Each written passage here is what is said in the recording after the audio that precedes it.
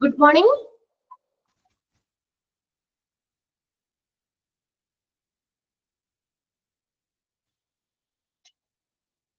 Okay, Kirtana. ഇപ്പൊ നമ്മൾ കഴിഞ്ഞ ക്ലാസ്സിൽ ഏതാണ് റേഡിയോളജി ആണ് അല്ലെ പഠിച്ചത്. റേഡിയോളജി എന്ന് പറഞ്ഞ ഹോസ്പിറ്റലിന്റെ ഒരു സപ്പോർട്ടീവ് ഡിപ്പാർട്ട്മെന്റ് ആണെന്ന് പറഞ്ഞു. അപ്പൊ അതിനകത്ത് എന്തൊക്കെയാണ് നമ്മൾ കഴിഞ്ഞ ക്ലാസ്സിൽ നോക്കിയത്? ക്ലാസിഫിക്കേഷൻ ഓഫ് റേഡിയോളജിക്കൽ വർക്ക് പറഞ്ഞു. പിന്നെ ഇമേജിംഗ് ടെക്നോളജി ഏതൊക്കെയാന്ന് പറഞ്ഞു അല്ലെ. X-ray, ultrasound, CT scan, MRI scan, imaging technologies റേഡിയോളജിയിൽ യൂസ് ചെയ്യുന്ന ഇമേജിംഗ് ടെക്നോളജി. പിന്നെ ക്ലാസിഫിക്കേഷൻ ഓഫ് റേഡിയോളജിക്കൽ വർക്ക് ഏതൊക്കെയാണ് ക്ലാസിഫൈ ചെയ്തേക്കുന്നത്? Diagnostic radiology, interventional radiology and radiation oncology. പിന്നെ നെക്സ്റ്റ് നമ്മൾ നോക്കിയത് എന്താണ്? ലൊക്കേഷൻ ആണ് അല്ലെ. റേഡിയോളജി ഡിപ്പാർട്ട്മെന്റിന്റെ ലൊക്കേഷൻ. ഇത്രയല്ല കഴിഞ്ഞ ക്ലാസ്സിൽ നോക്കിയിട്ട്. എല്ലാവരും വായിച്ചു നോക്കിയായിരുന്നോ? അത്രയും വായിച്ചു നോക്കിയോ? ആരെയും തമ്പൊന്നും കാണുന്നില്ലല്ലോ. യെസ്, ഡൗട്ട് ഒന്നും ഇല്ലല്ലോ. ക്ലിയർ അല്ലേ അത്രയും പോർഷൻ?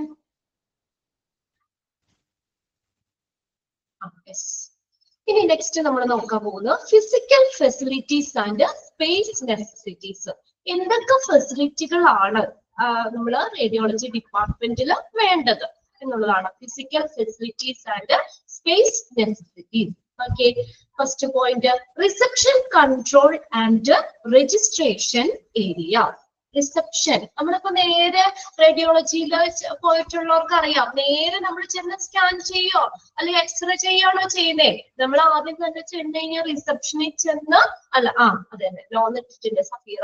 എന്താ, നമ്മള് റിസപ്ഷനിൽ ചെന്ന് നമ്മളെ പേര്, നമ്മുടെ ഡീറ്റെയിൽസ്, അഡ്രസ്, ഇതൊക്കെ എന്താണ് ചെയ്യാനുള്ളത്, സ്കാനിങ് ആണോ ഏതാണെന്നൊക്കെയുള്ള ഡീറ്റെയിൽ ഒക്കെ കൊടുത്തു കഴിയുമ്പോൾ അവർ ടോക്കൺ നമ്പർ തരും അല്ലെ. ആ ടോക്കൺ നമ്പർ തന്നിട്ട് നമ്മളോട് അവിടെ വെയിറ്റ് ചെയ്യാൻ പറയും. എന്നിട്ട് അവർ ആ നമ്പർ അനുസരിച്ചാണ് നമ്മൾ ഓരോരുത്തരെ വിളിക്കുന്നത് അല്ലെ. നമ്മൾ രജിസ്റ്റർ ചെയ്തതിന്റെ ആ ഓർഡറിലാണ് ആ റൂമിലേക്ക് കയറ്റി വരുന്നത്.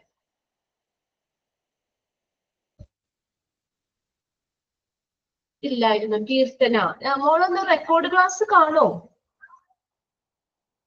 നമ്മൾ കുറച്ചാണ് എടുത്തുള്ളൂ. ഇനി എന്നിട്ട് റെക്കോർഡ് ക്ലാസ് കണ്ടിട്ട് എന്തെങ്കിലും ഡൗട്ട് ഉണ്ടെങ്കിൽ ഞാൻ പറഞ്ഞുതരാം കേട്ടോ.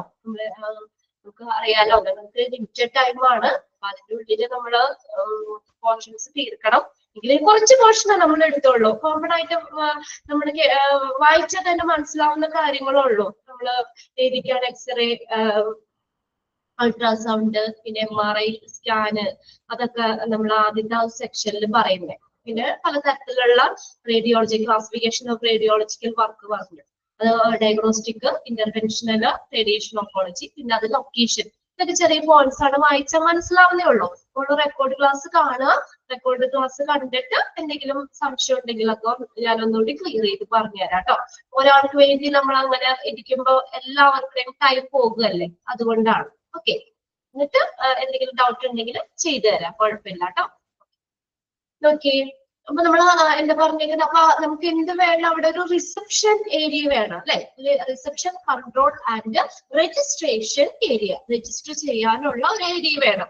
അതായത് നേരെ നമ്മൾ ചെന്ന് കഴിഞ്ഞപ്പോൾ തന്നെ നമുക്ക് നേരെ കയറി സ്കാൻ ചെയ്യാനോ അല്ലെങ്കിൽ എക്സ്റേ എടുക്കാനൊന്നും പറ്റൂല. അവിടെ നമ്മൾ ഒരു രജിസ്റ്റർ ചെയ്യാനുള്ള ഒരു റിസപ്ഷൻ, ഒരു ഏരിയ വേണം. അത് ഏതാണെങ്കിലും, ഏത് ഹോസ്പിറ്റലിലാണെങ്കിലും ചെന്ന് കഴിഞ്ഞാൽ ആദ്യം നമ്മൾ റിസപ്ഷനിലേക്ക് ചെല്ലുന്നത് അല്ലെ. അവിടെ നമ്മുടെ പേരൊക്കെ കൊടുത്തിട്ട് നമ്മുടെ രജിസ്റ്റർ ചെയ്തിട്ടാണ് ഏത് ഡോക്ടറിനെ കാണാനാണെങ്കിലും അങ്ങോട്ടേക്കൊക്കെ അവര് വിടുന്നത്.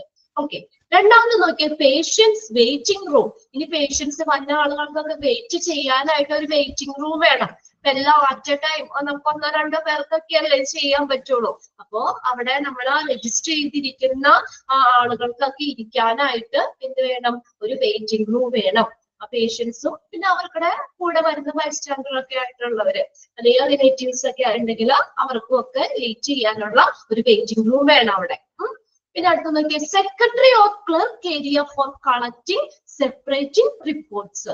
റിപ്പോർട്ട്സുകൾ കളക്ട് ചെയ്യാനായിട്ട്, അത് സെപ്പറേറ്റ് ചെയ്യാനൊക്കെ ആയിട്ട് സെക്രട്ടറി അല്ലെങ്കിൽ ക്ലർക്ക് ഓർ ക്ലർക്ക് ഏരിയ. അപ്പൊ അവരാണ് ഓരോ ഇത് സ്കാനിങ് കാര്യങ്ങളൊക്കെ ചെയ്തിട്ട് റിപ്പോർട്ടുകളൊക്കെ കളക്ട് ചെയ്യും, അത് ഓരോന്നും സോർട്ട് ചെയ്ത് വെക്കുകയോ റിപ്പോർട്ട് അത് സെപ്പറേറ്റ് ചെയ്ത് വെക്കുകയോ ഒക്കെ ചെയ്യുന്നത്. മൂന്നാമത്തെ ഏതാണ് നമ്മൾ പറഞ്ഞ സെക്രട്ടറി അല്ലെങ്കിൽ ക്ലർക്ക് ഏരിയ വേണം.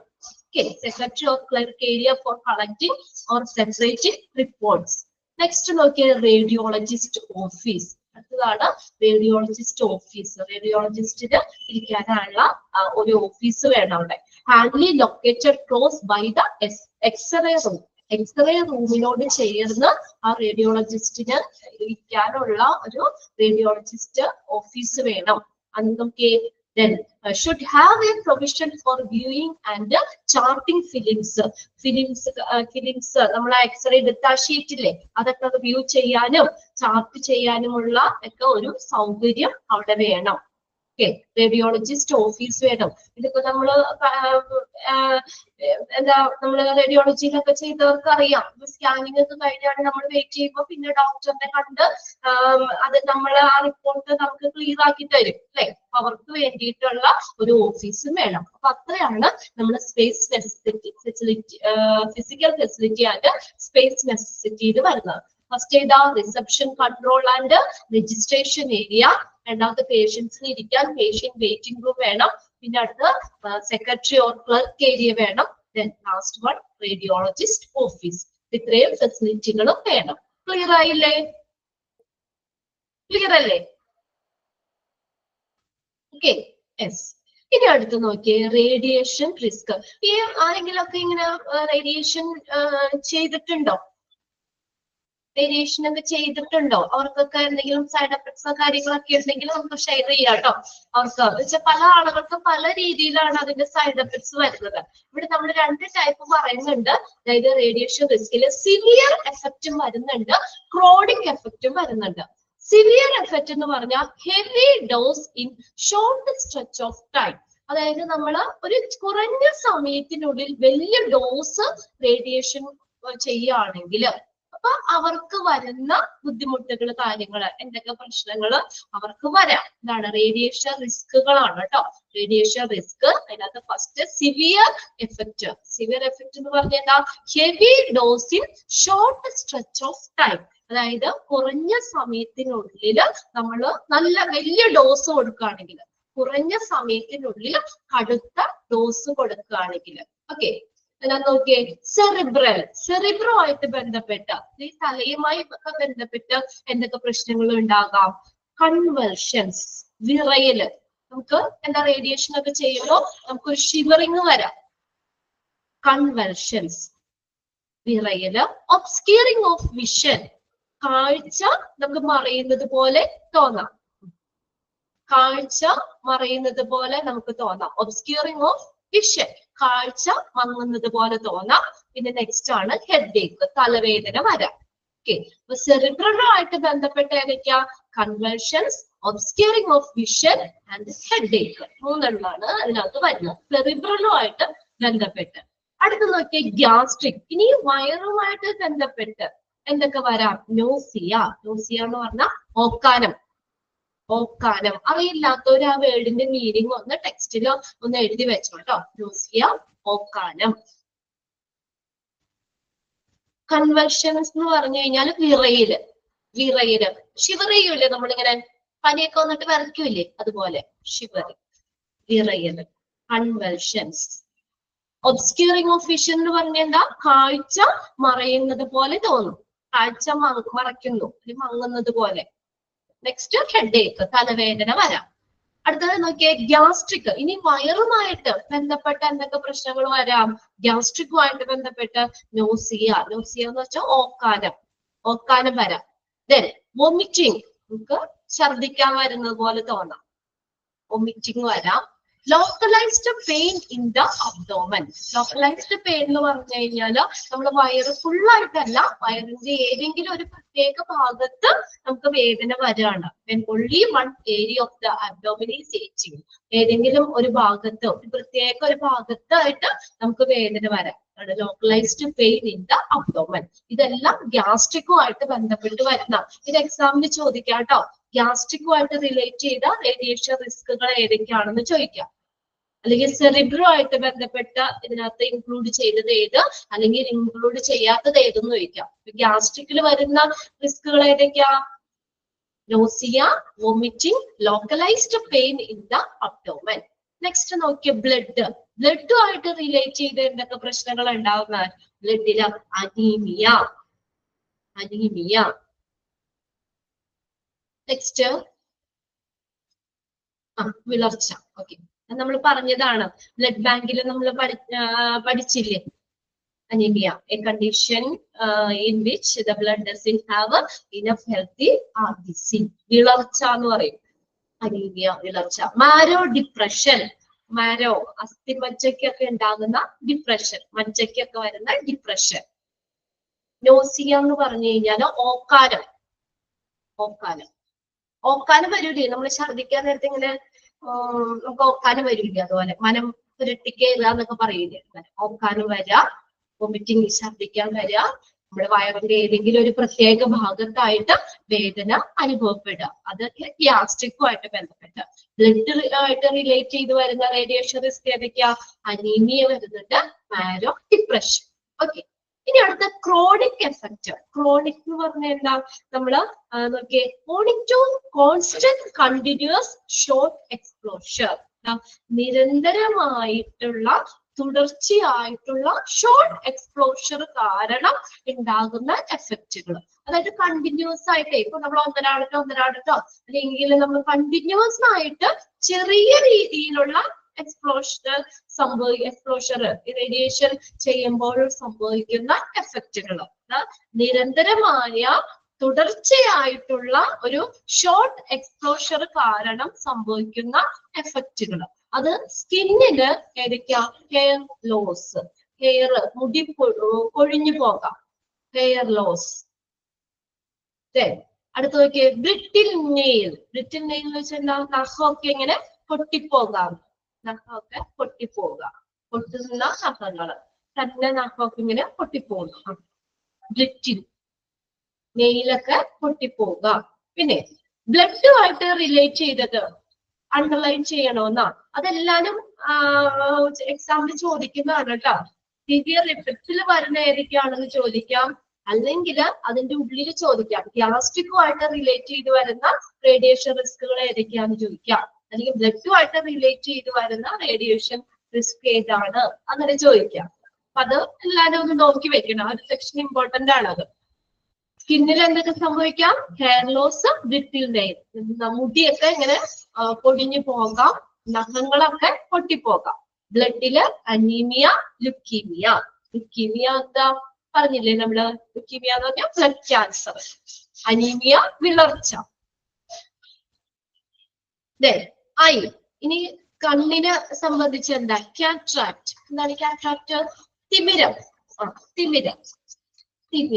അതിന് പ്രായമൊക്കെ ആകുമ്പോ തിമിരം വരില്ലേ? ഒരു പാട പോലെ വന്നിങ്ങനെ കാഴ്ചയൊക്കെ പറയുന്ന ഒരവസ്ഥ, തിമിരം, കാറ്ററാക്ട്. നെക്സ്റ്റ് നോക്കിയേ, others. Sterility, obesity and cancer. Others മറ്റുള്ള ക്രോണിക് എഫക്റ്റുകൾ ഏതൊക്കെയാണ്?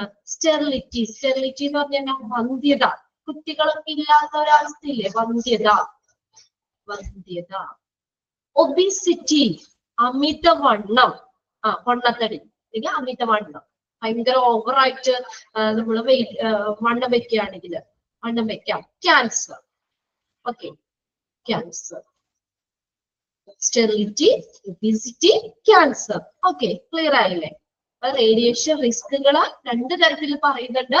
സിവിയർ എഫക്ട്സ് പറയുന്നുണ്ട്, ക്രോണിക് എഫക്ട്സ് പറയുന്നുണ്ട്. സിവിയർ എഫക്ട്സ് എന്ന് പറഞ്ഞാൽ എന്താ?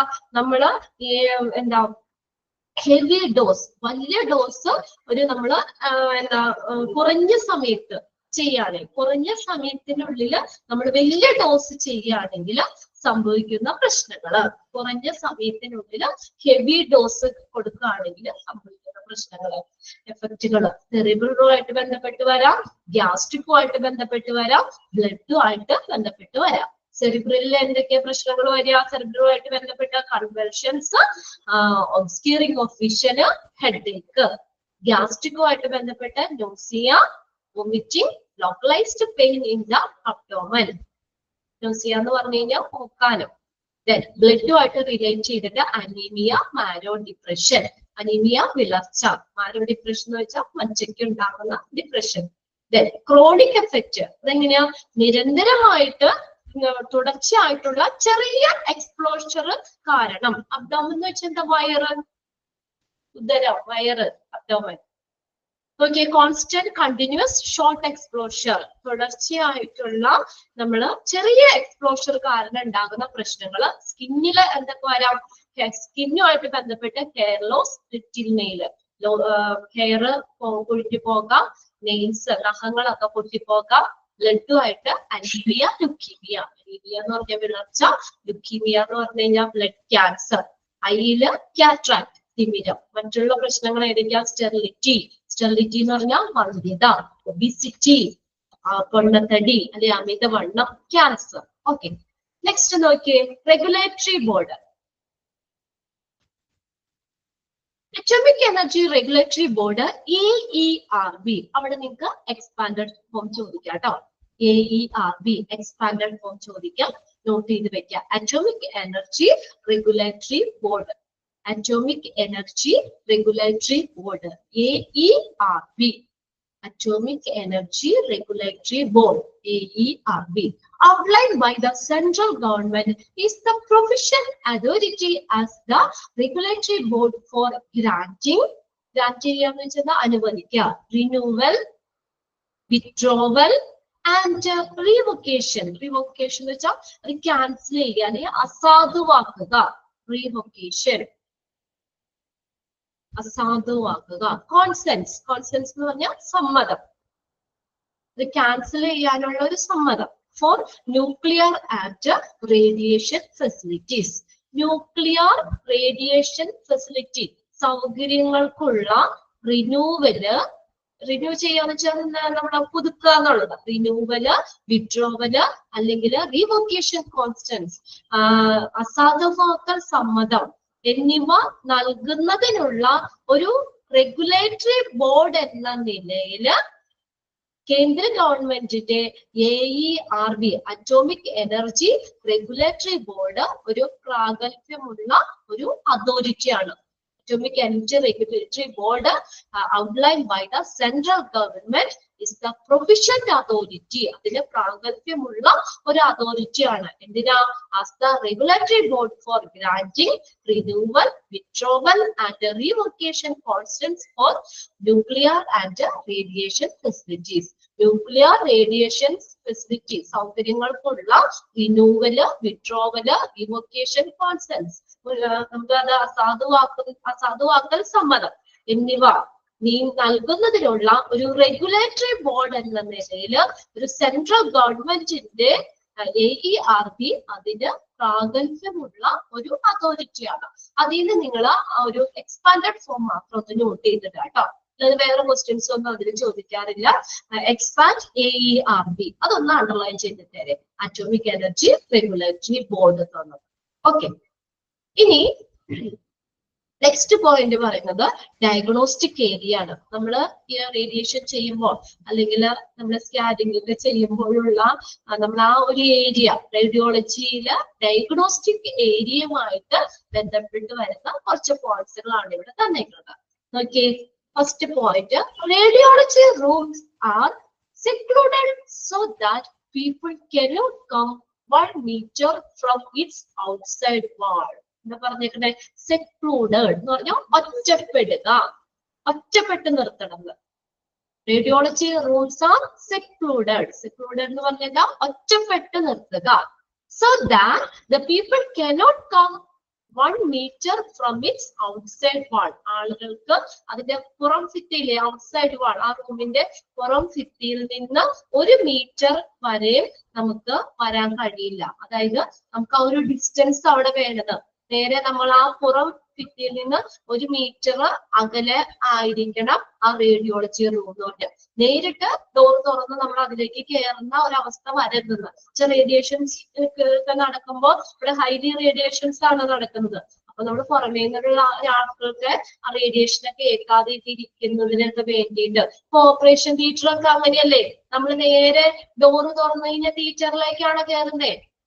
ഓപ്പറേഷൻ തിയേറ്റർ എന്ന് എഴുതി വെച്ച ഒരു പുറം ഭിത്തി ഉണ്ടാവും, ഒരു വാൾ ഉണ്ടാവും അല്ലെ, വലിയ അക്ഷരത്തിൽ അവിടെ ഓപ്പറേഷൻ തിയേറ്റർ എന്ന് പറഞ്ഞ് ഗ്ലാസ് ഒക്കെ ഇട്ട് ഒരു ഇതുണ്ടാവും. അതിന്റെ നേരെ തുറന്നു കഴിഞ്ഞാൽ തിയേറ്ററിലേക്കല്ല കയറുന്നേ, അവിടെ നിന്ന് കുറെ ഡിസ്റ്റൻസ് ഉണ്ടായിരിക്കും, കുറെ ദൂരത്തിൽ കുറച്ച് നീങ്ങി വേറെ റൂമായിരിക്കും തിയേറ്റർ അല്ലെ. ഓപ്പറേഷൻ തിയേറ്ററിലൊക്കെ കയറിയിട്ടുള്ളവർക്ക് അറിയാം, നമ്മൾ ആ ഡോറ് കാണുമ്പോൾ ഡോറിന്റെ അപ്പുറം തന്നെ തിയേറ്റർ അല്ലാതെ ഓപ്പറേഷൻ തിയേറ്റർ അല്ല, അവിടെ കുറച്ച് ഡിസ്റ്റൻസ് ഉണ്ട്. അതുപോലെ തന്നെ ഈ പറഞ്ഞേക്കുന്ന ഇവിടെ നമ്മുടെ ആളുകൾക്കൊക്കെ അതിന്റെ പുറം ഭിത്തിയിൽ നിന്ന് 1 മീറ്റർ വരെ വരാൻ കഴിയില്ല. അതായത് നമ്മൾ ആ ഒരു ഡിസ്റ്റൻസ് അവിടെ വേണം എന്നാ പറഞ്ഞ, 1 മീറ്ററോളം ഡിസ്റ്റൻസ് വേണം. അത് കഴിഞ്ഞിട്ട് വേണം ആ റേഡിയേഷൻ ചെയ്യുന്ന ആ ഒരു റൂം എന്ന് പറയുന്നത്. പുറം ഭിത്തിയിൽ നിന്ന് കുറച്ച് ഗ്യാപ്പ് വേണം. മനസ്സിലായില്ലേ? അത് എക്സാമ്പിൾ അതാ ഞാൻ പറഞ്ഞ ഓപ്പറേഷൻ തിയേറ്ററിന്റെ കാര്യം. നമ്മൾ പുറമെ ക്ലാസ് ഇട്ട് ഓപ്പറേഷൻ തിയേറ്റർ എന്ന് പറഞ്ഞ വിൻഡോ, അത് ആ ഡോർ ഓപ്പൺ ചെയ്ത് കഴിഞ്ഞ് നേരെ തിയേറ്ററിലേക്ക് അല്ല നമ്മൾ കയറുന്നത്, അവിടെ നിന്ന് കുറെ ഗ്യാപ്പ് ഉണ്ടാവും. അത് കഴിഞ്ഞിട്ടാണ് ആ സർജറി ഒക്കെ ചെയ്യുന്ന ആ തിയേറ്റർ, ഓപ്പറേഷൻ തിയേറ്റർ. ക്ലിയർ ആയോ? അതാണ് ഓക്കെ. രണ്ടാമത്തെ പോയിന്റ് എന്താ പറഞ്ഞേക്കുന്നത്? The windows are avoided. അവിടെ വിൻഡോ ഒക്കെ അവോയ്ഡ് ചെയ്യണം, ഒഴിവാക്കണം. എന്തിനാ? To lesson. ലെസൺ എന്ന് പറഞ്ഞാൽ കുറയ്ക്കുക എന്നുള്ള, റെഡ്യൂസ് മീനിങ്. ലെസൺ റെഡ്യൂസ് അല്ലെങ്കിൽ കുറയ്ക്കുക. To avoid, the windows are avoided to lessen the penetration of radiation in the nearby area. തൊട്ടടുത്തുള്ള ആ ഏരിയയിലേക്ക് റേഡിയേഷൻസ് ഒക്കെ പെനിട്രേറ്റ് ചെയ്യുക. പെനിട്രേറ്റ് ചെയ്യാന്ന് വെച്ചാൽ അതുകൊണ്ട് തുളഞ്ഞ് വരിക, അതിനകത്തേക്ക് വരാതിരിക്കാൻ വേണ്ടി, തൊട്ടടുത്തുള്ള ഏരിയയിലേക്കൊക്കെ ആ റേഡിയേഷൻസ് വരാതിരിക്കാൻ വേണ്ടി എന്താ നമ്മള് അതിന് വിൻഡോസ് ഒഴിവാക്കണമെന്ന്. നമ്മൾ റേഡിയോളജി റൂമിൽ നിറച്ച് വിൻഡോ ആണെങ്കിലോ ആ വിൻഡോയിൽ കൂടെ നമുക്ക് ആ റേഡിയേഷൻ പെനിട്രേറ്റ് ചെയ്ത് പുറത്തേക്ക് വരാം അല്ലെ. അത് ഒഴിവാക്കുന്നതിന് വേണ്ടിയിട്ട് വിൻഡോസ് അവോയ്ഡ് ചെയ്യണം. ഉണ്ടാവും. സെക്കൻഡ് ഡയഗ്നോസ്റ്റിക് ഏരിയയുമായി ബന്ധപ്പെട്ട പോയിന്റ്സ് നമ്മൾ നോക്കാം. The windows are avoided to lessen the penetration of radiation in the nearby area. അതായത് നമ്മൾ തൊട്ടടുത്തുള്ള ആ ഏരിയയിലേക്ക് റേഡിയേഷൻസ് ഒക്കെ പെനിട്രേറ്റ് ചെയ്ത് പോകാതിരിക്കാൻ വേണ്ടി വിൻഡോസ് ഒക്കെ അവിടെ ഒഴിവാക്കണം. ഇനി മൂന്നാമത്തെ പോയിന്റ് നോക്കിയേ. All walls and doors to be painted washable paints of good quality.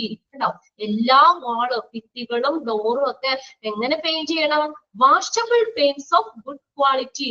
നല്ല ക്വാളിറ്റിയിലുള്ള വാഷബിൾ പെയിന്റ്സ് കൊണ്ട് പെയിന്റ് ചെയ്യണം. All walls and doors to be painted washable paints of good quality. Next നോക്കിയേ. as per ടു അവിടെ വേണ്ട കേട്ടോ. as per BARC അവിടെ ഒരു എക്സ്പാൻഡഡ് ഫോം ആണ്. Bhabha atomic research centre, BARC, Bhabha atomic research centre. as per BARC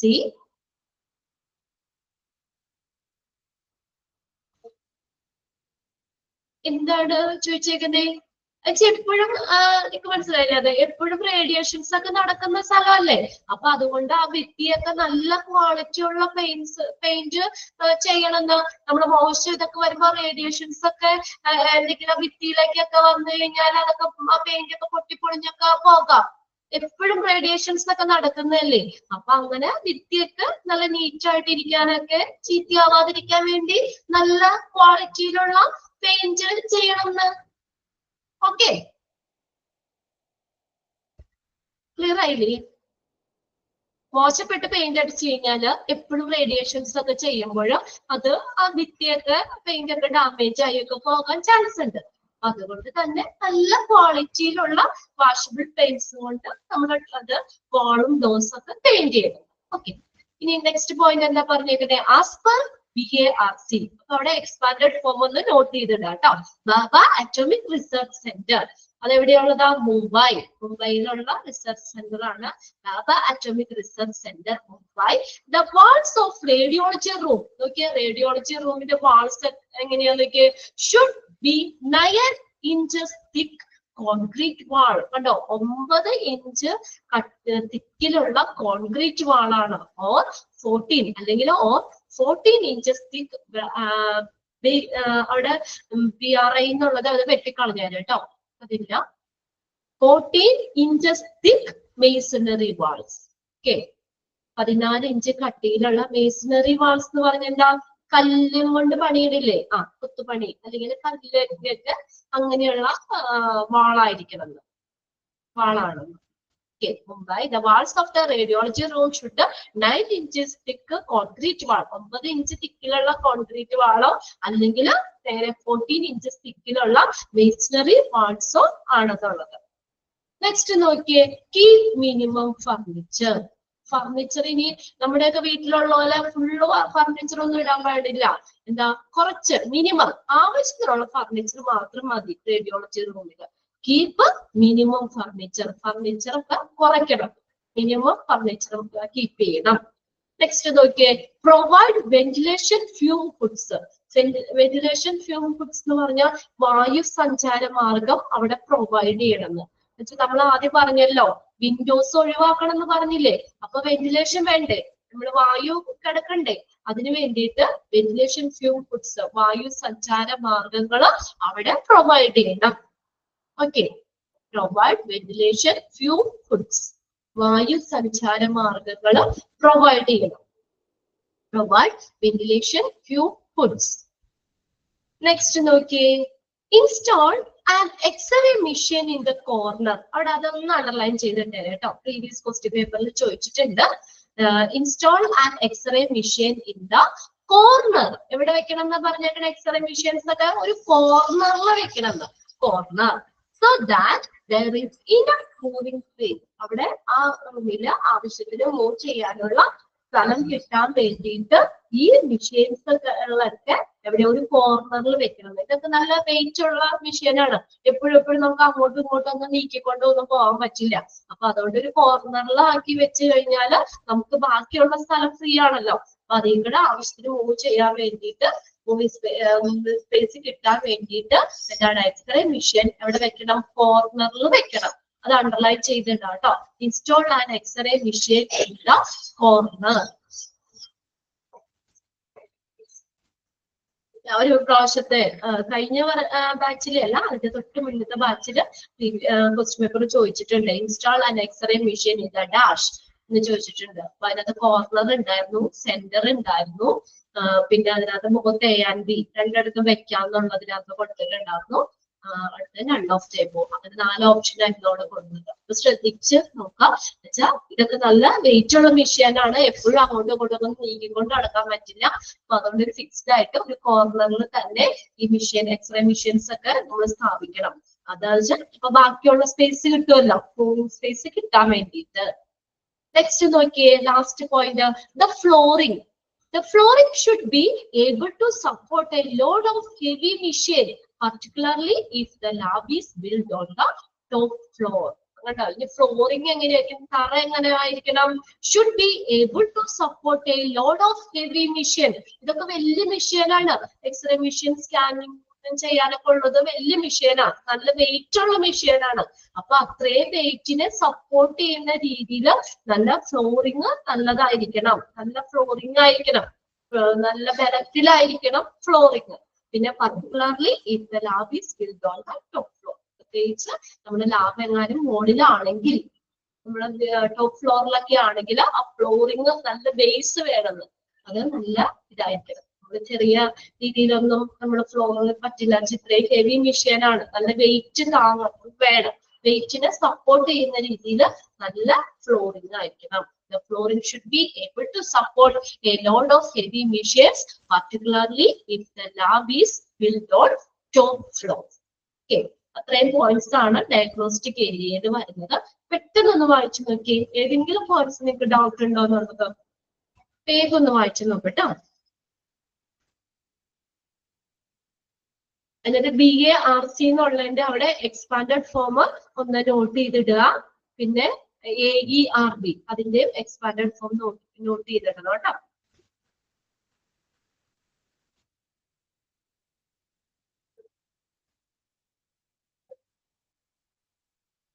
last point. Okay, last point പറയാലോ. Last പോയിന്റിൽ എന്താ? The flooring. നമ്മുടെ തറ എങ്ങനെ വേണം എന്നാ പറഞ്ഞേക്കണേ. Should be able to support a load of heavy machine എന്ന് വെച്ചാൽ ഇതൊക്കെ നല്ല കട്ടിയുള്ള മെഷീൻ അല്ലേ, വെയിറ്റ് കൂടിയ മെഷീനാണ്. അപ്പൊ അത്രയും വെയിറ്റ് താങ്ങുന്ന രീതിയിൽ ആ ഫ്ലോറിങ് നല്ല ബലമുള്ളതായിരിക്കണം. ഇത്രയും ഹെവി മെഷീനെ സപ്പോർട്ട് ചെയ്യുന്ന രീതിയിൽ ആ തറ നല്ല ബലമുള്ളതായിരിക്കണം. പർട്ടിക്കുലർലി പ്രത്യേകിച്ച് ലാബ് എവിടെയാ, ടോപ്പ് ഫ്ലോറിലാണെങ്കിൽ, മുകളിലെ നിലയിലാണെങ്കിൽ നമുക്ക് ഈ മെഷീനെയൊക്കെ സപ്പോർട്ട് ചെയ്യുന്ന രീതിയിൽ നല്ല ബലം വേണം. പെനിട്രേറ്റ് ചെയ്യാന്ന് വെച്ചാൽ തുളഞ്ഞു കയറുക എന്നുള്ളത് കേട്ടോ, പെനിട്രേറ്റ് ചെയ്യാന്നുള്ളത് തൊട്ടടുത്തുള്ള ഏരിയയിലേക്ക് പെനിട്രേറ്റ് ചെയ്യണം. റെഗുലേറ്ററി ബോർഡാ. ഓക്കെ,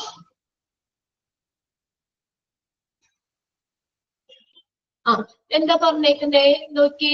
ടിപ്പിക്കലി അവിടെ ഒരു വാക്ക് കണ്ടില്ലേ നിങ്ങള്, ideally on the ground floor. അപ്പൊ നിങ്ങളോട് എക്സാമിന് ഇങ്ങനെ തന്നെ ചോദിക്കാം, താരതമ്യേന, അതാണ് ആ വാക്ക്. സാധാരണ രീതിയിൽ ഏറ്റവും അനുയോജ്യം ഗ്രൗണ്ട് ഫ്ലോറിലാണ്.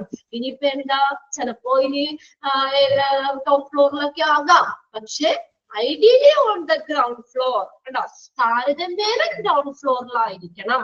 അപ്പൊ നിങ്ങളുടെ ക്വസ്റ്റ്യൻസിൽ ഗ്രൗണ്ട് ഫ്ലോർ എന്ന ഓപ്ഷൻ ഉണ്ടെങ്കിൽ, ഫസ്റ്റ് പോയിന്റ് പറയാട്ടോ, ഈ ഓപ്ഷൻസ് തരൂല്ലേ, ground floor, first floor, second floor എന്നൊക്കെ, ടോപ്പ് ഫ്ലോർ എന്നൊക്കെ ഓപ്ഷൻ തരുമ്പോ ഗ്രൗണ്ട് ഫ്ലോർ എന്ന് അവിടെ ഓപ്ഷൻ ഉണ്ടെങ്കിൽ അത് വേറെ ഒന്നും നോക്കണ്ട, അത് തന്നെ എഴുതാം കേട്ടോ. ഗ്രൗണ്ട് ഫ്ലോറിലാണ്, താരതമ്യേന ഗ്രൗണ്ട് ഫ്ലോറിലായിരിക്കണം. അതാണ് ഐഡിയലി എന്നുള്ള വേർഡാണ് കൊടുത്തേക്കണേ കേട്ടോ. Ideally on the ground floor, താരതമ്യേന ഗ്രൗണ്ട് ഫ്ലോറിലായിരിക്കണം.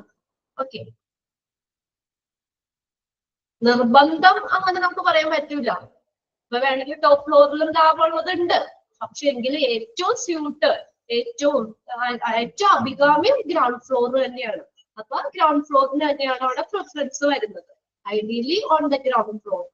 ഏതാണ് ഫസ്റ്റ് പോയിന്റ് ആണോ? ഫസ്റ്റ് പോയിന്റ് എന്താണ്? Radiology rooms R secluded. Secluded എന്ന് പറഞ്ഞാൽ എന്താ, ഒറ്റപ്പെട്ട് നിൽക്കുക. അതായത് അത് സെപ്പറേറ്റ് ചെയ്ത് നിൽക്കണമെന്ന്. നമ്മൾ പുറം ഭിത്തിയിൽ നിന്ന് നേരിട്ട് നമുക്ക് കയറാൻ പറ്റില്ല.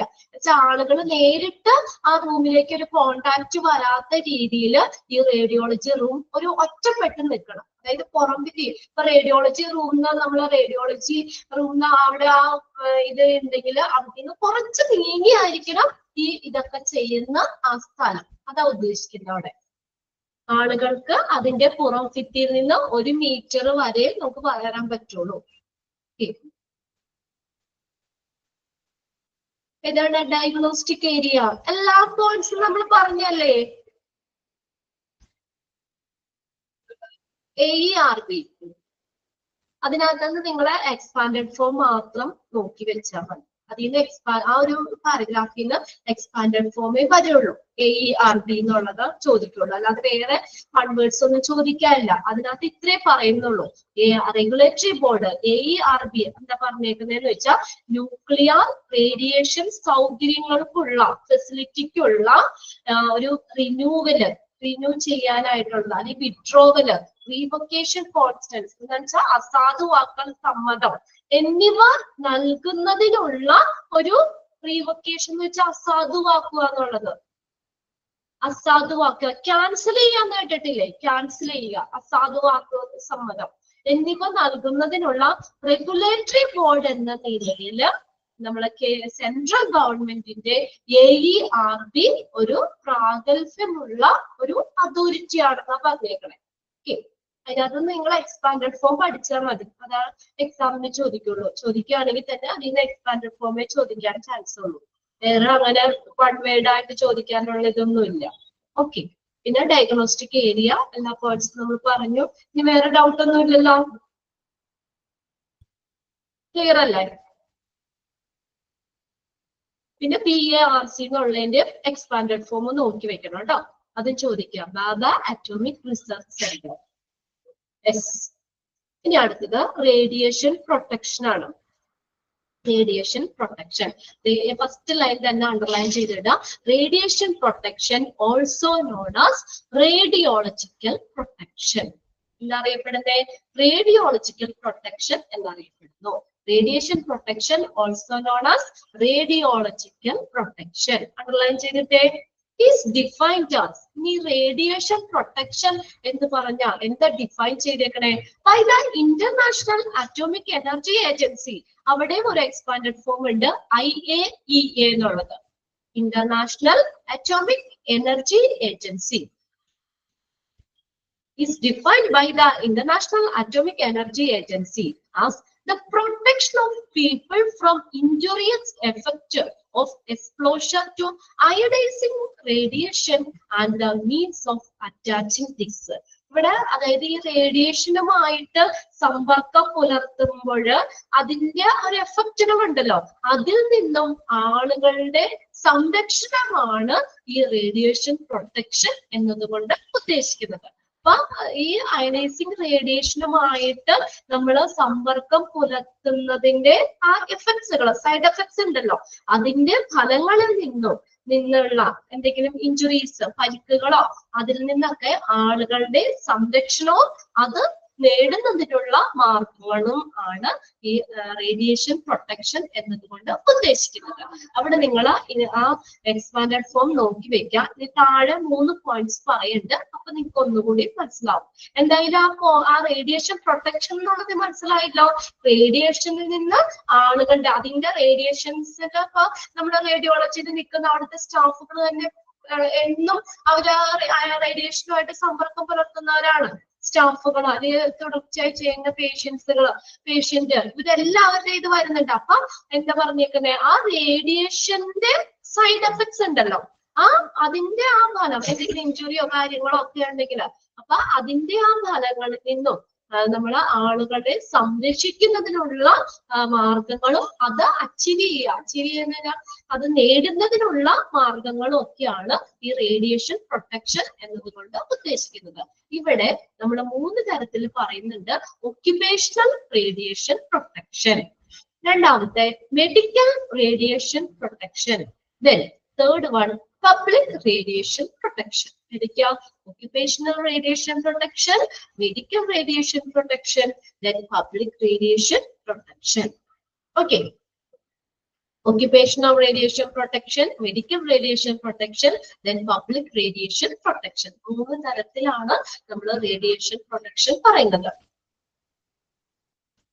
റേഡിയോളജി സ്റ്റാഫിനുണ്ട്, അതിന്റെ പ്രൊട്ടക്ഷൻ ഒക്കെ പറയുന്നുണ്ട്.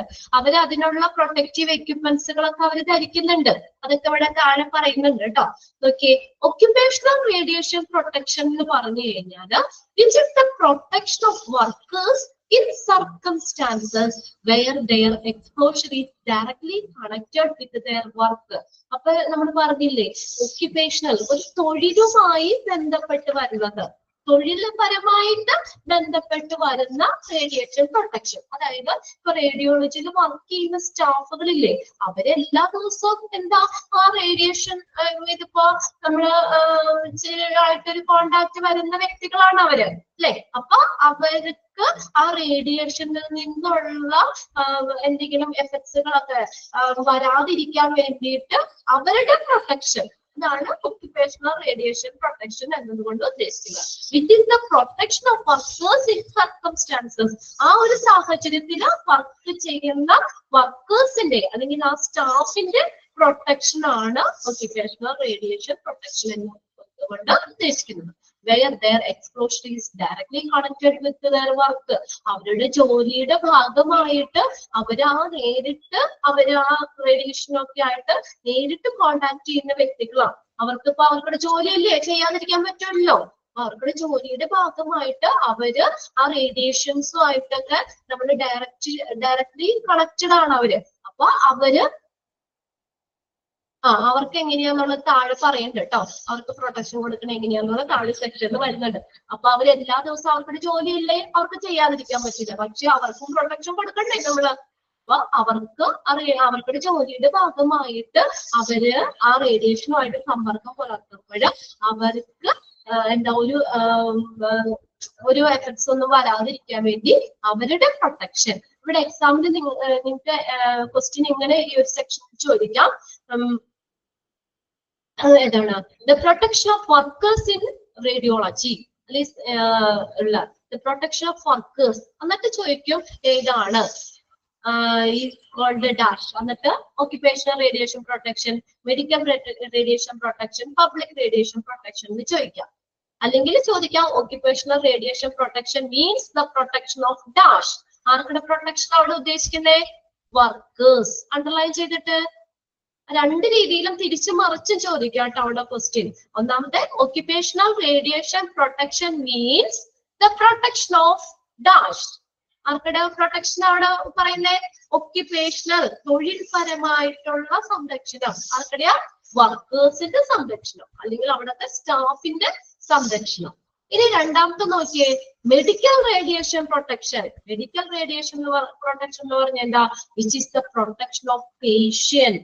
പേഷ്യന്റിന്റെ പ്രൊട്ടക്ഷൻ. അണ്ടർലൈൻ ചെയ്തിട്ട് കേട്ടോ. ഇതും ഇതുപോലെ ചോദിക്കാം. Medical radiation protection means the protection of dash. ആർക്കടെ protection? Patients. Exposed to radiation as part of the diagnosis or treatment. അവർക്കടെ ആ ഡയഗ്നോസിസിന്റെ അല്ലെങ്കിൽ രോഗനിർണയത്തിന്റെ അല്ലെങ്കിൽ ട്രീറ്റ്മെന്റിന്റെ ഭാഗമായിട്ട് അവര് റേഡിയേഷൻ ചെയ്യേണ്ടി വരും. അപ്പോ അതിൽ നിന്നുള്ള പേഷ്യൻസിന്റെ പ്രൊട്ടക്ഷൻ. ഡയഗ്നോസ് ഇപ്പൊ എന്തെങ്കിലും രോഗം നമുക്ക് സംശയമുണ്ട് ഡയഗ്നോസ് ചെയ്യണമെങ്കിൽ നമ്മളോട് സ്കാനിങ് ഒക്കെ ചെയ്യാനൊക്കെ റേഡിയേഷൻ ചെയ്യാനൊക്കെ ആ ഒരു സ്കാനിങ് ഒക്കെ പറയും. അപ്പൊ രോഗം നിർണ്ണയിക്കാൻ വേണ്ടി അപ്പൊ അത് ചെയ്യാതിരിക്കാൻ പറ്റില്ല. അല്ലെങ്കിൽ ട്രീറ്റ്മെന്റിന്റെ ഭാഗമായിട്ടും നമ്മൾ റേഡിയേഷൻസുമായിട്ട് കോണ്ടാക്ട് ചെയ്യേണ്ടി വരും. അപ്പൊ ആ സമയത്ത് പേഷ്യൻസിന്റെ പ്രൊട്ടക്ഷൻ ആണ് ഉദ്ദേശിക്കുന്നത് മെഡിക്കൽ റേഡിയേഷൻ പ്രൊട്ടക്ഷൻ. ഇനി മൂന്നാമത്തെ നോക്കിയ പബ്ലിക് റേഡിയേഷൻ പ്രൊട്ടക്ഷൻ. അതാർക്കടെ അപ്പൊ പബ്ലിക്കിന്റെ, which is the protection of individual members of the public and of the population in general. അതായത് പൊതുജനത്തിന്റെയും പൊതുസമൂഹത്തിന്റെയും സംരക്ഷണമാണ് പബ്ലിക് റേഡിയേഷൻ പ്രൊട്ടക്ഷൻ എന്നതുകൊണ്ട് ഉദ്ദേശിക്കുന്നത്. Which is the protection of individual members of the public and of the population in general. പൊതുജനത്തിന്റെയും പൊതുസമൂഹത്തിന്റെയും സംരക്ഷണമാണ് public radiation protection ഉദ്ദേശിക്കുന്നത്. Clear ആയോ? ആ പേരിന്റെ ഒരു തന്നെ നമുക്ക് മനസ്സിലാക്കാം. ഒക്യുപേഷണൽ റേഡിയേഷൻ പ്രൊട്ടക്ഷൻ എന്ന് പറഞ്ഞാൽ പ്രൊട്ടക്ഷൻ ഓഫ് ആർക്കറിയാ? Workers. Medical radiation protection protection of ആർക്കടെയാണ്? Patient. Then public radiation protection എന്ന് പറഞ്ഞാൽ protection of population in general, protection of individual members. അത് മൂന്നും എക്സാമിന് ചോദിക്കാറുണ്ട് കേട്ടോ. അത്ര ഇമ്പോർട്ടൻറ്റ്. മാറി മാറി ചോദിക്കാതില്ല ആ ഒരു സെക്ഷനിൽ നിന്ന്. രണ്ട് രീതിയിൽ തിരിച്ചു മറിച്ച് ചോദിച്ചാലും നമ്മൾ എഴുതാൻ പാകത്തിന് റെഡി ആയിരിക്കണം. ഒക്യുപേഷൻ എന്ന് പറഞ്ഞാൽ protection of workers, medical radiation protection of patient, then public radiation എന്ന് പറഞ്ഞു കഴിഞ്ഞാൽ പൊതുജനത്തിന്റെ അല്ലെങ്കിൽ പൊതുസമൂഹത്തിന്റെ ഒക്കെ സംരക്ഷണമാണ് ഉദ്ദേശിക്കുന്നത്. ഞാൻ പറയുന്ന കാര്യങ്ങള് നിങ്ങൾക്ക് ക്ലിയർ ആയി പോകുന്നില്ലേ? ഫോളോ ചെയ്ത് പോരാൻ പറ്റുന്നില്ലേ നിങ്ങൾക്ക്? ഓക്കെ. അത് മൂന്നും ഈ പറയുമ്പോഴൊക്കെ നിങ്ങളൊന്ന് നോട്ട് ചെയ്തിടണം കേട്ടോ. ആ ഒരു സെക്ഷനൊക്കെ പ്രത്യേകിച്ച് കോൺസെൻട്രേറ്റ് ചെയ്ത് പഠിക്കാൻ വേണ്ടിയിട്ടാണ് ഞാൻ ഓരോന്നും പ്രീവിയസ് ക്വസ്റ്റ്യൻ പേപ്പറിൽ ഇങ്ങനെ ചോദിച്ചിട്ടുണ്ട് അല്ലെങ്കിൽ ആ ഒരു സെക്ഷനിൽ നിന്ന് കണ്ടന്റ് ഉണ്ട് എന്നൊക്കെ പറയണത്. ഓക്കെ, അതുകൊണ്ട് അതൊക്കെ ഒന്ന് പ്രത്യേകം നോട്ട് ചെയ്യുക. ഇനി നമുക്ക് നോക്കാം എങ്ങനെയാണ് നമുക്ക് ആ ഒരു പ്രൊട്ടക്ഷൻ കൊടുക്കണേന്ന്. അപ്പൊ ആരോ ഇടയ്ക്ക് മെസ്സേജ് ചോദിച്ചു അപ്പൊ സ്റ്റാഫിന് എങ്ങനെയാ പ്രൊട്ടക്ഷൻ കൊടുക്കണേന്ന്. അപ്പൊ മൂന്നും ഇത് പറയുന്നുണ്ട് കേട്ടോ. ഫസ്റ്റ് ഒന്ന് നോക്കിയേ, മെഷർ. എക്സ്റേ റൂമിൽ ഇരുന്നാണോ ക്ലാസ് കാണുന്നേ? സഫീറ, സഫീറയ്ക്ക് അപ്പൊ എവിടെ ജോലി? അവിടെയാണ് വർക്കാണോ?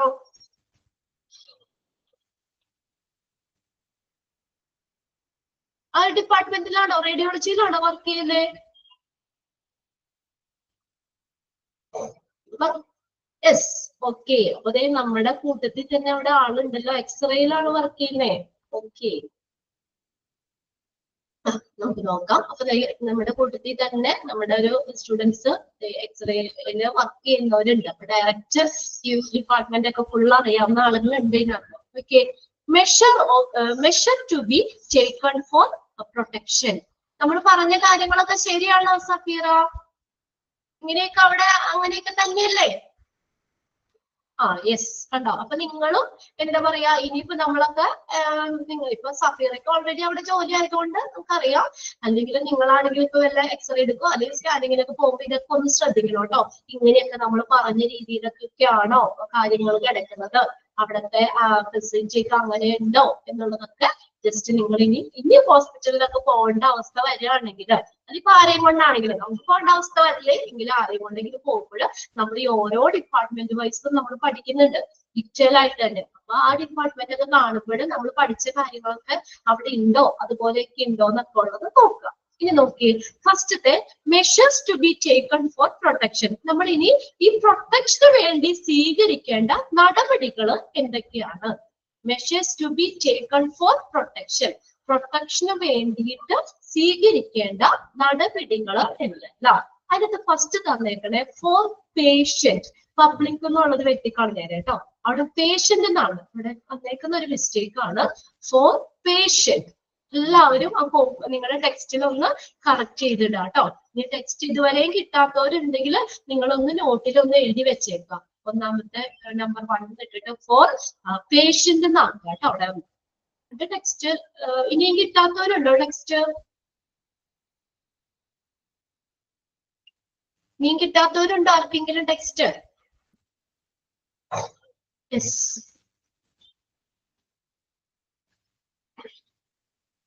ഓക്കെ. നിങ്ങൾ ആ ടെക്സ്റ്റ് കിട്ടുമ്പോ ഒന്ന് കറക്റ്റ് ചെയ്താൽ മതി. ചിലപ്പോൾ ദൂരമൊക്കെ ആയതുകൊണ്ടായിരിക്കും വായിക്കുന്നത്. അപ്പൊ ഇപ്പൊ നോട്ടില് ഒന്ന് എഴുതി വെച്ചാൽ മതി കേട്ടോ. ഒന്നാമത്തേല് ഫോർ പേഷ്യന്റ് എന്നാ പറഞ്ഞത്. പേഷ്യന്റിന്റെ സംരക്ഷണത്തിന് വേണ്ടി നമുക്ക് എന്തൊക്കെ കാര്യങ്ങളാണ് ചെയ്യാൻ പറ്റുക എന്നുള്ളത്.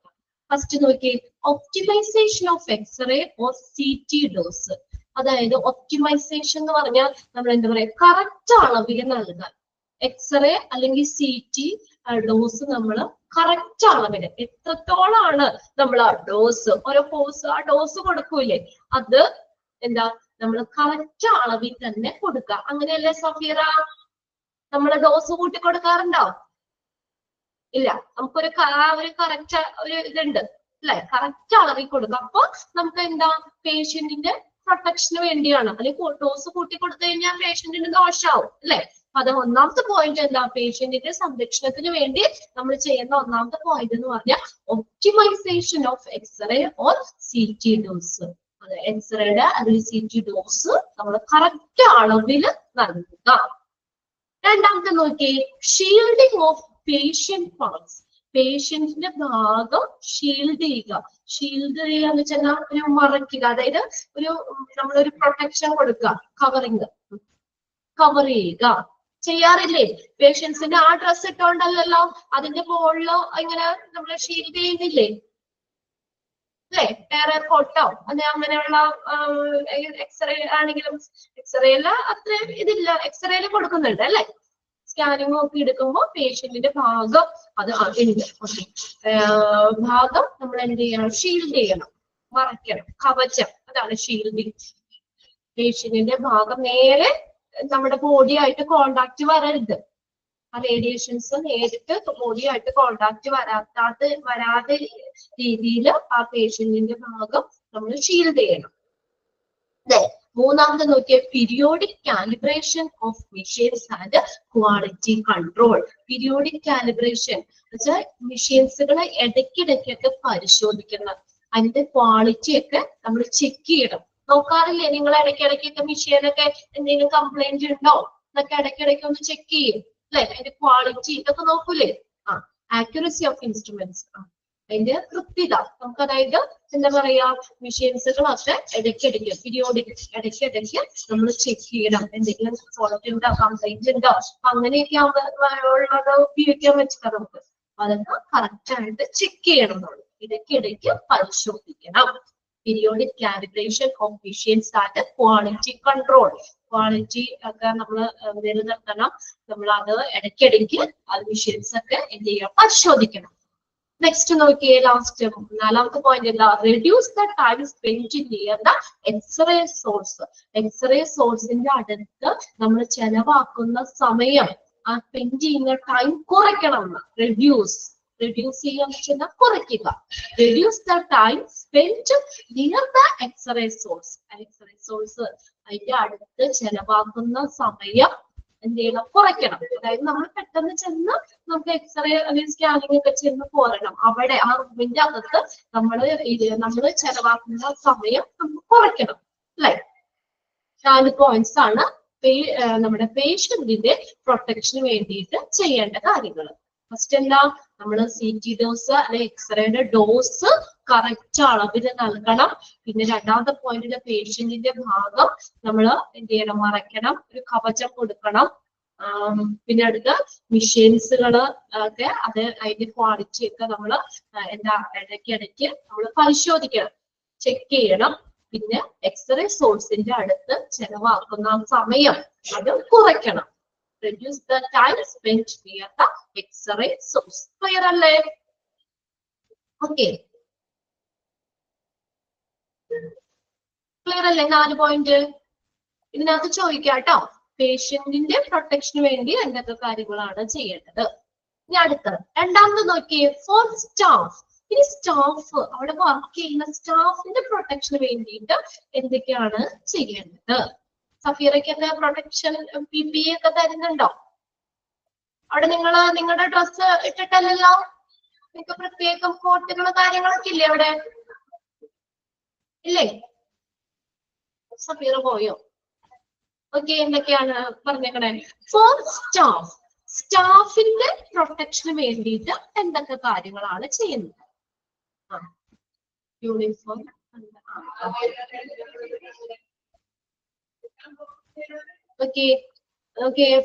ഫോർ സ്റ്റാഫ്, സ്റ്റാഫിന്റെ പ്രൊട്ടക്ഷന് വേണ്ടിയിട്ട് adequate distance 3 meter between machine and control panel. Adequate distance, അതിന് യോജിച്ച ഒരു ആ മെഷീനും കൺട്രോൾ പാനലും തമ്മിലുള്ള ആ ഒരു ഡിസ്റ്റൻസ് എന്ന് പറഞ്ഞാൽ 3 മീറ്റർ ആയിരിക്കണം. 3 MT. അതൊന്ന് അണ്ടർലൈൻ ചെയ്തിട്ടേ. ഇവിടെ എക്സാമ്പിൾ ഇതുപോലെ തന്നെ ചോദിക്കാം, what is the adequate distance between machine and control panel in A radiation room? മെഷീനും ആ കൺട്രോൾ പാനലും തമ്മിലുള്ള ഡിസ്റ്റൻസ്, യോജിച്ച ആ ഒരു ഡിസ്റ്റൻസ് എന്ന് പറയുന്നത് 3 മീറ്റർ ആയിരിക്കണം. 3 MT. പിന്നെ രണ്ടാമത്തെ നോക്കിയാൽ ലീഡ് അപ്രോൺ. ലീഡ് അപ്രോൺ എന്ന് വെച്ചാൽ ഉപരിവസ്ത്രം. എന്നുവെച്ചാൽ നമ്മൾ കോട്ടൊക്കെ ഇല്ലേ നമ്മുടെ ഡ്രസ്സിന്റെ മുകളിൽ, ഓക്കെ, അതിനെ കൺട്രോൾ ചെയ്യുന്ന, ഓക്കെ, കൺട്രോൾ പാനലും ആ മെഷീനും തമ്മിലുള്ള ആ ദൂരം നമ്മൾ 3 മീറ്ററോളം വേണം. നമ്മൾ ഇതാണെങ്കിലും നമ്മൾ സ്വിച്ചും ഇതൊക്കെ തമ്മിൽ ആ ഒരു ഗ്യാപ്പ് പറയുന്നില്ലേ, നേരിട്ട് അടുത്ത് തന്നെ ഒന്നും വെക്കാൻ പാടില്ല. അതുപോലെ തന്നെ വല്ല ഷോർട്ടൊക്കെ ആവോ അങ്ങനെ എന്തെങ്കിലുമൊക്കെ സംഭവിക്കാതിരിക്കാൻ വേണ്ടിയിട്ട് അതാണ് ഉദ്ദേശിക്കുന്നത്. നോക്കി അടുത്ത് രണ്ടാമത്തെ പോയിന്റ് നോക്കിയാൽ ലീഡ് അപ്രോൺ എന്ന് വെച്ചാൽ ഉപരിവസ്ത്രം. നമ്മള് ഡ്രസ്സിന്റെ മുകളിൽ അവർക്ക് പ്രത്യേകം ഓവർകോട്ട് അങ്ങനെയുള്ളതൊക്കെ ഉണ്ട്. ലീഡ് അപ്രോൺ ഉപരിവസ്ത്രം. ഗ്ലൗസ്, ഗ്ലൗസുകൾ കയ്യിലിടാനായിട്ട് ഗ്ലൗസ്, കയ്യുറകള്, ഉറകള് കൊടുക്കാം. ഗ്ലൗസ്. ഗോഗിൾസ്, ഗോഗിൾസ് എന്ന് പറഞ്ഞാൽ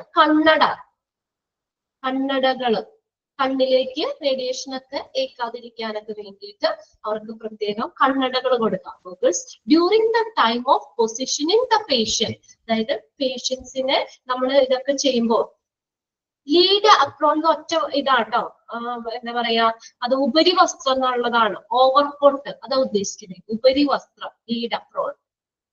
gloves, goggles during the time of positioning the patients. പേഷ്യന്റിനെ നമ്മൾ ചെയ്യുമ്പോൾ അല്ലെങ്കിൽ റേഡിയേഷൻ ചെയ്യുമ്പോൾ നമ്മള് ഈ ആ സ്റ്റാഫ് ഉപരിവസ്ത്രം, ഓവർകോട്ട് ഉണ്ട്, അവർക്ക് വേറെ ഡ്രസ് ഉണ്ട്, അത് അവരുടെ ദേഹത്തേക്ക് റേഡിയേഷൻ ഏൽക്കാതിരിക്കാൻ വേണ്ടിയിട്ട് ഉപരിവസ്ത്രം ധരിക്കണം, കയ്യില് ഗ്ലൗസുകൾ ധരിക്കണം, കണ്ണടകൾ ധരിക്കണം. നെക്സ്റ്റ് പോയിന്റ് നോക്കിയേ, usage of personal displaying devices. Personal displaying devices നമ്മൾ ഉപയോഗിക്കണം. അതായത് ഇവിടെ പറഞ്ഞേക്കുന്നത് നമുക്ക് എത്രത്തോളം റേഡിയേഷൻ ചെയ്യുന്നുണ്ടെന്നുള്ള ഒരു മെഷർ ഇല്ലേ, അത് അളക്കാൻ വേണ്ടിയിട്ടുള്ള ഡിസ്പ്ലേയിങ് ഡിവൈസുകൾ ഉപയോഗിക്കണം. എക്സാമ്പിൾ ആയിട്ട് അവിടെ പറഞ്ഞിട്ടുണ്ട് TLD, തെർമോ ലൂമിനിസെന്റ് ഡോസിമീറ്റർ, TLD. അതിന്റെ എക്സ്പാൻഡ് നോക്കാം. താഴെ പറയുന്നുണ്ട് കേട്ടോ, എന്താണെന്നുള്ളത് താഴെ പറയുന്നുണ്ട്. ഡോസിമീറ്റർ. ഡോസിമീറ്റർ. അപ്പൊ അതിനകത്ത് നോക്കിക്കഴിഞ്ഞാൽ നമ്മൾ എത്രത്തോളം ഉണ്ട്, ആ എക്സ്പോഷറിന്റെ മെഷർ എത്രത്തോളം ഉണ്ടെന്ന് നമുക്ക് അളക്കാൻ പറ്റും. ഇതാണ് താഴെ തന്നിട്ടുണ്ട്, എക്സാമിന് ഇത് ചോദിക്കാറുണ്ട്, അണ്ടർലൈൻ ചെയ്തിട്ട്. Dosimeter, instrument that measure the exposure to ionising radiation over a given period. അപ്പൊ അതായത് നമ്മൾ ആ എത്രത്തോളം റേഡിയേഷൻ ഉണ്ട് ആ ഒരു പീരീഡിൽ നമ്മൾ കൊടുക്കുന്ന റേഡിയേഷൻ എക്സ്പോഷർ ഓരോ മന്തും നോക്കുമെന്നാണ്. ഓക്കെ, ഓരോ മാസവും നോക്കുമെന്ന് സഫീർ പറഞ്ഞിട്ടുണ്ട്. അപ്പൊ അതിന്റെ റേഡിയേഷൻ എക്സ്പോഷർ എത്രത്തോളം ഉണ്ടെന്ന് നോക്കാൻ വേണ്ടി ഉപയോഗിക്കുന്ന ഒരു ഇൻസ്ട്രുമെന്റ് ആണ് ഡോസിമീറ്റർ. ഒന്നില്ലെങ്കിൽ നമുക്ക് ഡാഷ് ഇട്ട് ചോദിക്കാം. Dash is an instrument that measure exposure to ionizing radiation over a given period. അല്ലെങ്കിൽ നമുക്ക് ചോദിക്കാം ഏതാണ് instrument that measure exposure to ionising radiation over a given period. അപ്പൊ ആൻസർ എഴുതാം ഡോസിമീറ്റർ. അതൊന്ന് അണ്ടർലൈൻ ചെയ്തിടാം. അപ്പൊ അങ്ങനെയുള്ള ഡോസിമീറ്റർ പേഴ്സണൽ ഡിസ്പ്ലേയിങ് ഡിവൈസുകൾ ഉപയോഗിക്കാം. അപ്പൊ റേഡിയേഷൻ എത്രത്തോളം ഉണ്ടെന്ന് മെഷർ ചെയ്യുന്ന ഒരു ഇൻസ്ട്രുമെന്റ് ആണ്. അയനൈസിംഗ് എന്ന് പറഞ്ഞാൽ എന്താ, നമ്മൾ അത് എന്താ പറയുന്ന ആ റേഡിയേഷൻ ആണ്, അതിന്റെ ഇതാണ്, അല്ലാതെ വേറെ പ്രത്യേകിച്ച് ഇതായിട്ട് തന്നേക്കുന്നല്ല. കൺവേർട്ട് ടു അയൺ, അതാണ് അയനൈസിംഗ് എന്നുള്ള ഇത് പറഞ്ഞേക്കുന്നത്. അയണായിട്ട് കൺവേർട്ട് ചെയ്യാൻ പറ്റുന്നത്, കൺവേർട്ട് ടു അയൺ ആണ് റേഡിയേഷൻ. അപ്പൊ ഇത്രയും നിങ്ങൾ നോക്കുക, ആ റേഡിയേഷന്റെ മെഷർ എത്രത്തോളം ഉണ്ട് എന്ന് അളക്കാൻ വേണ്ടി ഉപയോഗിക്കുന്ന ഒരു ഇൻസ്ട്രുമെന്റ് ആണ് ഡോസിമീറ്റർ. ഓക്കെ, അത് അതുപോലെ തന്നെ അണ്ടർലൈൻ ചെയ്തിടാം. ഡാഷ് എന്ന് ഇട്ട് തന്നും ചോദിക്കാം, അല്ലെങ്കിൽ നമുക്ക് ഇൻസ്ട്രുമെന്റ് ഏതാന്ന് എഴുതാനും ചോദിക്കാം. Instrument that measure exposure to ionising radiation over a given period, അങ്ങനെയും ചോദിക്കാം. ആൻസർ ഏതാണ്? ഡോസിമീറ്റർ. Then last point നോക്കിയേ, monitoring radiation exposure every month. കണ്ടോ, എല്ലാ മാസവും റേഡിയേഷൻ എക്സ്പോഷർ എത്രത്തോളം ഉണ്ടെന്ന് നിരീക്ഷിക്കണം, മോണിറ്റർ ചെയ്യണം. സഫീർ ഇവിടെ മെസ്സേജ് ഇട്ടായിരുന്നു, എല്ലാ മാസവും നോക്കുന്നു, എവറി മന്ത്, എല്ലാ മാസവും ആ റേഡിയേഷൻ എക്സ്പോഷർ എത്രത്തോളം ഉണ്ട് എന്നുള്ളത് മോണിറ്റർ ചെയ്യുക. മോണിറ്റർ ചെയ്യാന്ന് വെച്ചാൽ എന്താ? നിരീക്ഷിക്കുക. Monitoring radiation exposure every month. Okay,